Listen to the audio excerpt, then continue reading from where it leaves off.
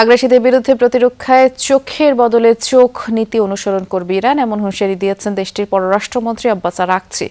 মার্কিন বাহিনী সরে না গেলে হরমুজ প্রণালী দিয়ে এক ফোঁটা তেল রফতানি করতে দেয়া হবে না, হুমকি পার্লামেন্ট স্পিকার বাঘের গালিবাফের। আর বিপরীতে ডোনাল্ড ট্রাম্পের চোখ রাঙানি, হরমুজে কোনো জাহাজ আক্রান্ত হলে ধ্বংস করা হবে ইরানের অবকাঠামো। মার্কিন সেনা হত্যার প্রতিশোধের হুমকিও দিয়েছেন তিনি। ভোগান্তি ভুলে চলে আসুন রিগালে, ওয়ারেন্টি সহ স্টাইলিশ কালেকশন নিয়ে রেডি রিগাল ফার্নিচার।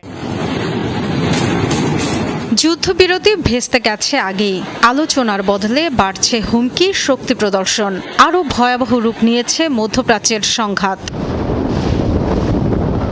অনমনীয় যুক্তরাষ্ট্র ইরান পাল্টাপাল্টে হুমকি ধামকিতে আরও কঠোর অবস্থানের জানান দিচ্ছে দুপক্ষ।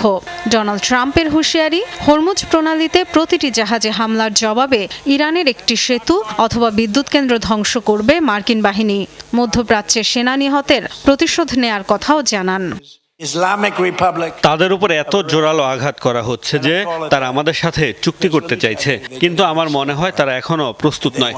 যখনই চুক্তির কথা হয়, নতুন নতুন পরিবর্তন দাবি করে। আমরা ইরানের বিরুদ্ধে জয়ী হতে চলেছি, আর এটা নিশ্চিত করতে যাচ্ছি যাতে আর কখনো তারা ঘুরে তাকাতে না পারে। ট্রাম্পের হুমকির জবাবে চোখের বদলে চোখ নীতির কথা মনে করিয়ে দিয়েছেন ইরানের পররাষ্ট্রমন্ত্রী আব্বাস আরাকচি।